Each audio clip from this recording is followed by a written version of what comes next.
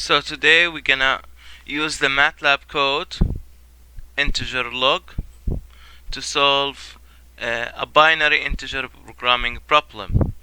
So suppose you have a maximization problem when you need to optimize your state variable z, which is equal to 300x1 plus 90x2 plus 400x3 plus 150x4, subject to three constraints: 4x1 plus 2x2 plus 7x3 plus 3x4 less or equal 12, 3.5x1 plus x2 plus 2.5x3 plus 9x4 less or equal to 12, 1x1 plus 1x2 is less or equal to 0. So the first step is you're gonna need to change your integer programming problem into MATLAB standard form.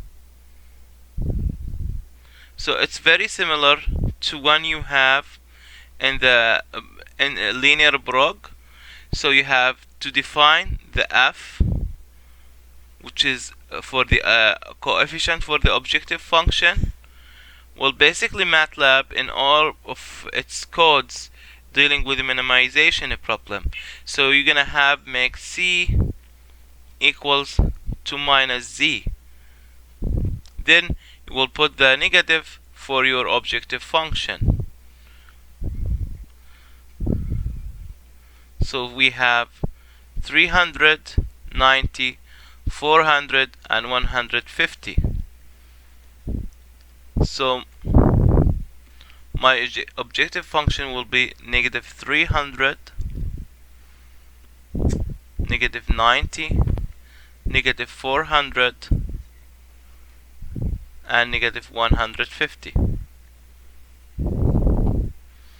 Then we're gonna define the matrix A, which is the similar we have defined it in linear prog code, which is contain the technological coefficient for our variable. So we go back to the original problem. So it states 4x1 plus 2x2 plus 7 plus 3, so 4, 2, 7, 3.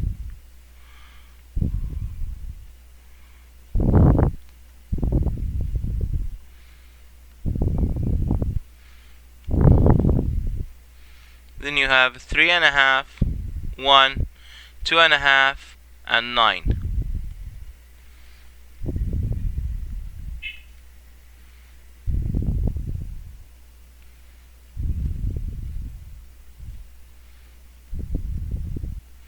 Then the last one is 1, 1, 0, 0.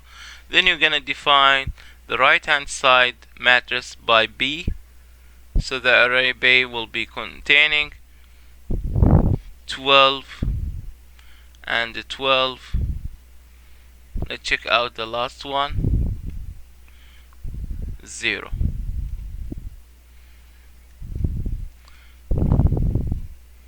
In this problem we have only less or equal constraint. So in case if you having more or equal constraint, you're gonna change it. So supposedly you have 1x1 plus 2x2 is more or equal to 16. Then you're gonna change it into its MATLAB standard form by multiplying the both sides by negative value. So it's becoming minus x1 minus 2x2 is less or equals minus 16. Because right now MATLAB is using dual simplex algorithm, which is increase the number of iteration. So let's go to the MATLAB right now. We have put the information in our MATLAB code. So this is the f function, and here we have the technological coefficient matrices. We have the right hand side. Then because our problem is binary, you should be careful and set up your lower bound at zeros and your upper bound at 1.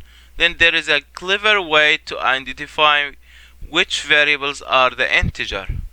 So because you might be changing the variable based on the problem you have, so you will set up a variable called n, which will equal the number of your integer problem variables. In this one, we have all of them to set up to be a binary integer variable. In some of them, you might be having only integer variable, so you will set up your upper bound to be a very large number, or you just make your matrix empty.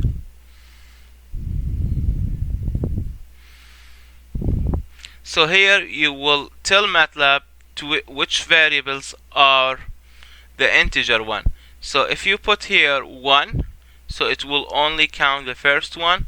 If you put 1, 2, so it will count the first and the second. So here all our variables are integer.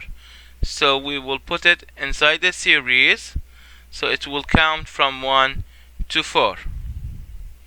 Then you can set up any initial value for your variable. I think it doesn't affect the matrix anymore because they're using right now simplex dual algorithm. Then here we'll put your code. So basically you are focusing on this line. So this one will change your problem from integer programming into integer one. So basically we used to use only the linebrog function in the previous classes. Then here your f function, then your integer values, your technological coefficient matrix, its right hand side, and here if we have an equality technological coefficient, which we don't have in this problem, and its right hand side, then we have the lower bound and the upper bound. Then you can hit run.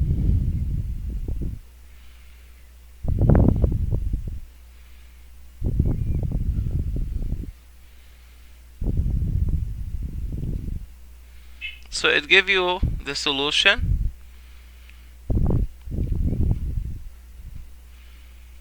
So it was optimal. So the value for z is 750, since it's the negative of your minimization problem. If we want the decision variable, simply you can click X. So it chooses, for example, the first variable and the third one, and make the second and the fourth one to be 0. Thank you, and we're gonna start solving the integer programming for non-linear constraint. So in our problem we have only a linear constraint. Let's see how we can solve it for non-linear one.